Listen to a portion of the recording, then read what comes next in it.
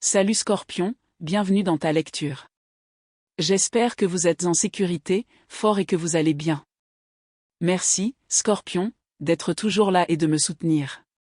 Si vous vous sentez connecté à mon énergie, abonnez-vous et appuyez sur la cloche de notification. Commençons maintenant votre lecture. Vous ne vous en rendez peut-être pas compte, mais quelque part, quelqu'un s'est endormi en pensant à vous. Non pas à l'image que vous projetez consciemment au monde, mais à un instant fugace où vous ignoriez même qu'on vous observait. Vous croyez sans doute savoir ce qui fait craquer les gens. Vous avez peut-être toujours pensé que c'était votre rayonnement, votre assurance, cette présence qui emplit naturellement une pièce et attire les autres. Mais si ce n'était que la première chose que les gens remarquent, et non ce qui les touche vraiment au cœur? Car il existe une autre facette de vous, qui ne se manifeste que rarement. Elle se révèle dans les silences entre deux prestations, durant ces secondes de calme que vous vous empressez instinctivement de combler, ou dans ce bref instant où vos défenses s'abaissent avant que vous ayez le temps de les relever. C'est souvent dans ce moment infime, presque imperceptible, que quelqu'un décide, en silence, que vous êtes exactement la personne qu'il cherchait depuis toujours. Pendant une grande partie de votre vie, vous avez cru devoir briller encore plus fort pour être choisi. Et si la réalité était tout autre? Et si la personne qui vous est destinée n'attendait pas votre performance, mais simplement le moment où vous n'en ressentiez plus le besoin? Il ne s'agit pas d'une histoire de spectacle. Il s'agit de ce qui demeure une fois la performance terminée. Et peut-être que cette part de vous, discrète et authentique, est précisément la raison pour laquelle quelqu'un est déjà profondément amoureux de vous, sans que vous ayez rien fait pour cela. À un moment de votre passé, peut-être à un instant oublié depuis longtemps, vous avez appris sans le savoir quelque chose de puissant et de dangereux. Vous avez découvert que lorsque vous rayonnez, on vous remarque. Et lorsque l'on vous remarque, on semble vous aimer. Au début, cela paraissait être l'équation parfaite.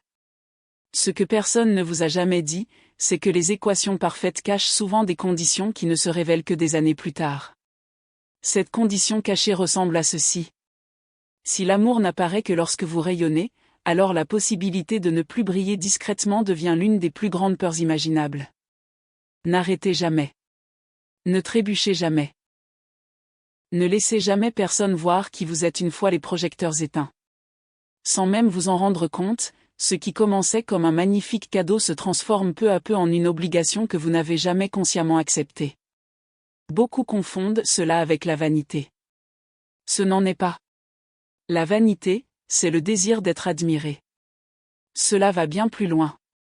C'est la conviction secrète que, sans admiration, vous pourriez ne pas être à la hauteur. Et au cœur de cette conviction se cache le premier secret que vous vous dissimulez souvent, même à vous-même. La scène n'est pas forcément l'endroit où vous aspirez à être. C'est simplement le lieu où vous avez appris à vous sentir en sécurité. Pourtant, une question est toujours restée sans réponse. Si toute cette splendeur existe pour que vous soyez aimé, pourquoi ce vide étrangement familier ressurgit-il lorsque personne ne vous regarde? Pourquoi le silence, qui devrait apporter la paix, semble-t-il parfois presque menaçant? Peut-être parce qu'une part de vous a toujours su quelque chose que vos performances ne pourraient jamais résoudre. Être applaudi ne signifie pas être vraiment connu. Il y a une différence énorme entre aimer le spectacle que vous offrez et aimer la personne qui reste une fois le rideau tombé. Cette différence a un nom. Et très bientôt, elle deviendra impossible à ignorer. Imaginez une lampe qui refuse de s'éteindre non pas parce que la lumière est toujours nécessaire, mais parce qu'au plus profond d'elle-même sommeille une peur ancestrale de ce qui pourrait se cacher dans l'obscurité. C'est souvent ainsi que fonctionne votre lumière intérieure. Ce n'est pas simplement une énergie débordante. C'est un refus silencieux de se laisser aller au silence. Plus tôt cette lampe intérieure a appris qu'elle devait rester allumée, plus l'idée de l'éteindre lui est devenue étrangère. Même brièvement. Même lorsque vous êtes seul. Même lorsque personne ne vérifie si vous rayonnez encore. Mais il y a une autre dimension sous tout cela, une dimension encore plus difficile à affronter. Sans s'en rendre compte, beaucoup de personnes qui dégagent cette énergie rayonnante se mettent à vivre comme si elles étaient constamment sur scène. Pas seulement lors des célébrations. Pas seulement après une réussite. Pas seulement dans les moments dignes d'applaudissements. Mais même dans les conversations les plus intimes. Même lors de moments profondément personnels. Même quand aucun public n'est nécessaire. La scène cesse peu à peu d'être un lieu que l'on fréquente occasionnellement. Elle devient le seul endroit où l'on se sent vraiment en sécurité. Et voici une question que vous avez peut-être évité de vous poser, car elle est suffisamment dérangeante pour tout bouleverser. Si la scène disparaissait à cet instant précis, que resterait-il? Que resterait-il vraiment de vous? C'est en cherchant une réponse à cette question précise que je suis tombé sur un livre numérique intitulé « Le chemin divin qui guide votre signe du zodiaque vers une vie de sens ». Son message n'est pas d'apprendre à briller point plus brillamment. Cela pointe dans la direction opposée. Il vous apprend à reconnaître la différence entre l'éclat créé pour être vu par les autres et l'éclat plus discret qui vous appartient simplement parce qu'il a toujours été le vôtre, que quelqu'un vous regarde ou non. Ce n'est pas une philosophie lointaine. Au moment où ces mots sont prononcés, quelque chose en vous reconnaît presque instinctivement la vérité. Une partie de vous a toujours su qu'il existe une lumière intérieure qui existe complètement indépendamment de l'attention des autres. Si vous avez écouté jusqu'ici et ressenti un certain inconfort grandissant à l'intérieur, c'est probablement parce que quelque chose dans ce schéma avait déjà commencé à vous troubler bien avant que vous trouviez les mots pour le décrire. Une telle reconnaissance arrive rarement par hasard. Cela apparaît généralement lorsque votre monde intérieur a enfin fait suffisamment d'espace pour y faire face honnêtement. Retarder cette conversation avec vous-même ne rend pas les réponses plus claires. Cela reporte simplement le même inconfort à un autre jour. Le lien est dans le premier commentaire épinglé. Si ces mots vous ont interpellé, c'est peut-être le bon moment pour explorer ce voyage plus en profondeur, à votre rythme, sans vous précipiter, mais sans ignorer ce qui demande déjà votre attention. Avant de continuer, pensez à un moment récent où vous avez semblé fort pour quelqu'un d'autre, même si, au fond de vous, tout ce que vous vouliez vraiment c'était vous reposer. Qu'est-ce qui vous a empêché de montrer cette facette de vous-même? Partagez vos réflexions dans les commentaires. Parfois, de telles réflexions révèlent bien plus que ce à quoi nous nous attendions initialement. Il existe une façon de refuser l'aide qui ressemble rarement à un refus. Au contraire, elle ressemble à de la force. Elle ressemble à de l'indépendance. Cela évoque la phrase familière que tant de gens répètent. Je peux me débrouiller seul. Mais si vous prenez le temps de regarder au-delà de ces mots, vous commencerez à remarquer un schéma qui n'est presque jamais remis en question. Ce refus ne découle pas vraiment de la compétence. Il découle de la peur. Peur de quoi, exactement? La peur d'être perçu comme quelqu'un qui a besoin de quelque chose. Car pour quiconque a appris que sa valeur réside dans ce qu'il donne plutôt que dans ce qu'il reçoit, avoir des besoins peut commencer à ressembler dangereusement à de la faiblesse. Et au sein de ce système intérieur construit depuis longtemps, la faiblesse devient la seule chose qui semble capable de faire disparaître toute forme de pouvoir. C'est là que l'orgueil s'insinue sournoisement. Pourtant, ce type d'orgueil n'a que très peu à voir avec l'arrogance. C'est une armure.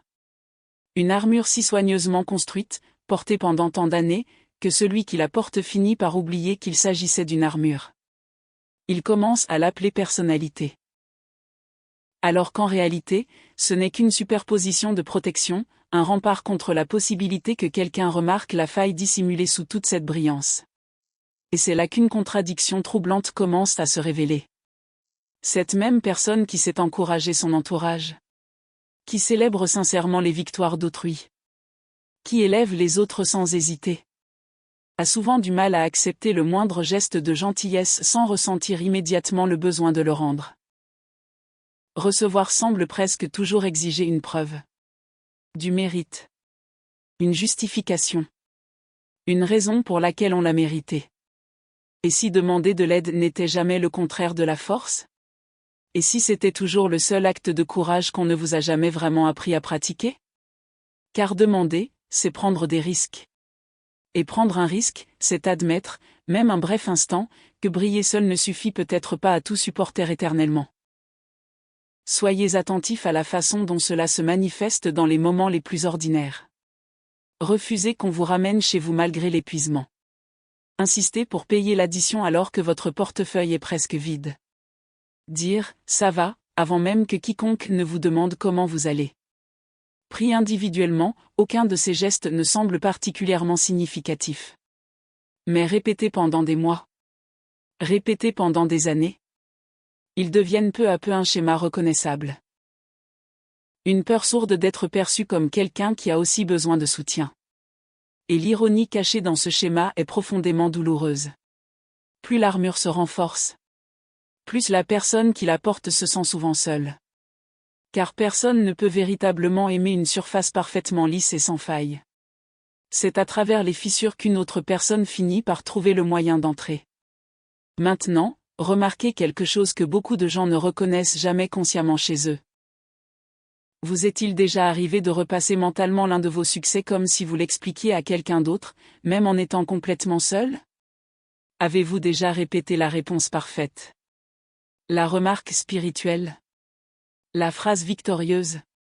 Ou imaginez votre réaction si quelqu'un était témoin de votre réussite, alors qu'il n'y avait personne? Cela a un nom. On l'appelle le public invisible. Et pour ceux qui dégagent naturellement cette énergie rayonnante, elle ne disparaît presque jamais. C'est un peu comme parler plus fort dans une pièce vide, au cas où quelqu'un entrerait à l'improviste. Et si quelqu'un entre? Vous voulez qu'il vous trouve rayonnant. Sans hésitation. Sans doute. Toujours confiant. Toujours préparé. Toujours au centre de la scène. Même lorsque la seule scène qui existe est celle de vos pensées, où l'habitude de jouer la comédie se répète sans cesse. Le problème n'est pas d'imaginer ces moments. Tout le monde le fait, dans une certaine mesure. La vraie question est de savoir à quel point vous changez selon que quelqu'un vous observe ou non. Si cette différence est minime, il n'y a rien d'inhabituel. C'est simplement une expression saine de soi. Mais si la différence est énorme, si votre lumière ne semble briller que lorsque quelqu'un vous regarde, alors, une question dérangeante finit par s'imposer. Qui essayez-vous d'impressionner? Alors qu'il n'y a absolument personne d'autre dans la pièce? Il n'y a pas de réponse simple à cette question. C'est peut-être précisément pour cela que la plupart des gens passent leur vie à l'éviter. Le public invisible. L'instinct de continuer à briller même dans la solitude la plus totale. N'apparaît pas par hasard. C'est simplement le symptôme visible d'un schéma beaucoup plus profond que d'innombrables personnes portent en elles sans jamais le nommer. C'est précisément le type de travail intérieur exploré dans « Le chemin divin qui guide votre signe du zodiaque vers une vie de sens ». Il ne s'agit pas d'une formule magique. Il s'agit plutôt d'une méthode pratique pour distinguer votre véritable talent inné de celui qui n'existe que parce qu'un observateur extérieur, même imaginaire, pourrait un jour vous contempler. Pour celles et ceux qui possèdent naturellement ce talent. En raison de ce type d'énergie rayonnante au sein de leur thème natal, comprendre cette distinction transforme complètement la relation avec la reconnaissance, la présence et la valeur personnelle. Le lien attend dans le premier commentaire épinglé. Si ces réflexions ont parlé à quelque chose en vous, c'est peut-être le moment idéal pour les explorer pendant qu'elles sont encore fraîches dans votre esprit. Le matériel est disponible pour tous ceux qui souhaitent poursuivre ce voyage plus profondément. Il existe une sorte d'épuisement qui n'apparaît jamais en surface. Vous ne le trouverez pas écrit sur le visage de quelqu'un. Au lieu de cela, il se cache derrière un sourire naturel. Derrière l'enthousiasme sans fin. Derrière la volonté de toujours remonter le moral des autres dès que l'atmosphère commence à s'alourdir. C'est la fatigue tranquille portée par quelqu'un qui a accepté en silence la responsabilité de maintenir la lumière vivante, même dans les moments où il ne reste presque plus rien à l'intérieur pour l'alimenter. Imaginez un soleil qui croit qu'il ne pourra jamais se coucher. Non pas parce que la lumière du jour doit vraiment durer éternellement, mais parce que quelque part au plus profond de nous existe la conviction que si l'obscurité arrive, ce sera d'une manière ou d'une autre de votre faute.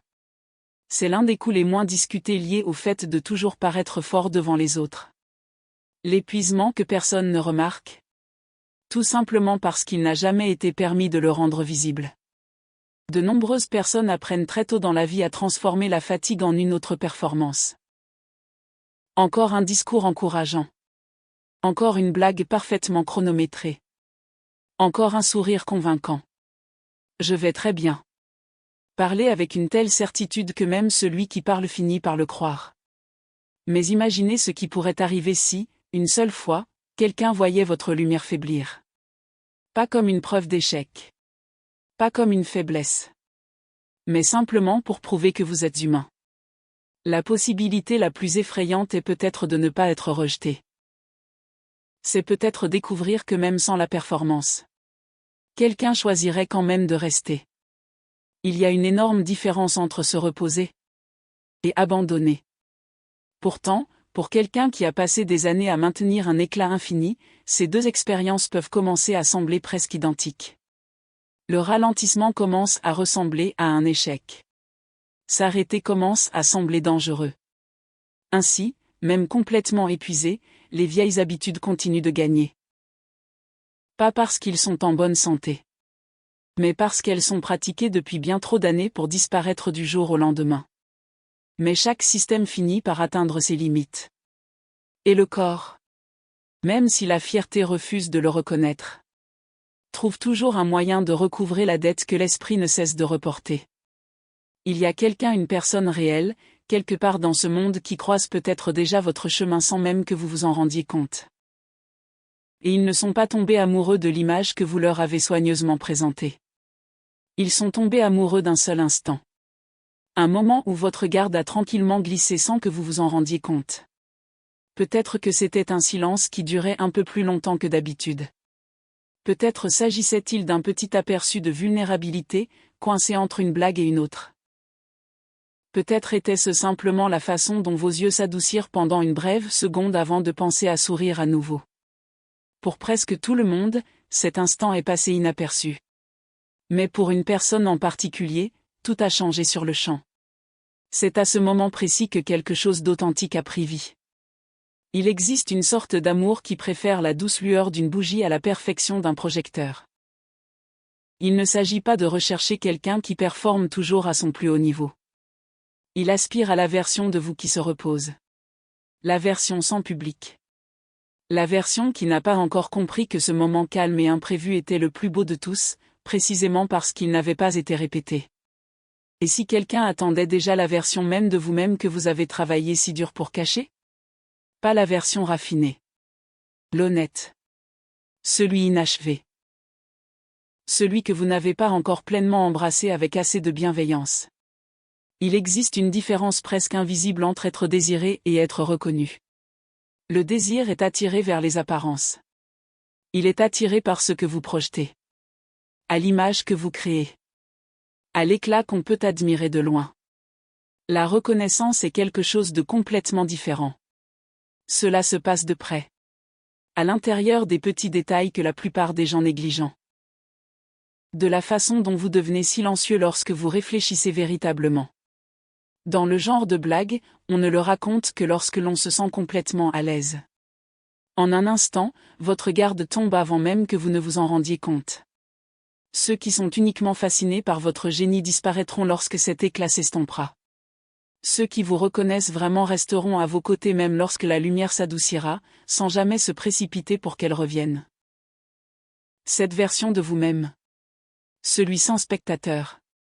Sans répétition. Sans projecteur.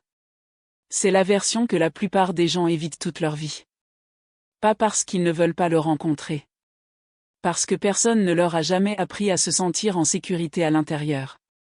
Finalement, vient un moment de calme. Généralement quand tu es seul. Généralement quand personne ne regarde. Et une question apparaît enfin sans aucun endroit où se cacher. Si demain personne ne t'applaudissait, quelle valeur resterait-elle encore en vous ?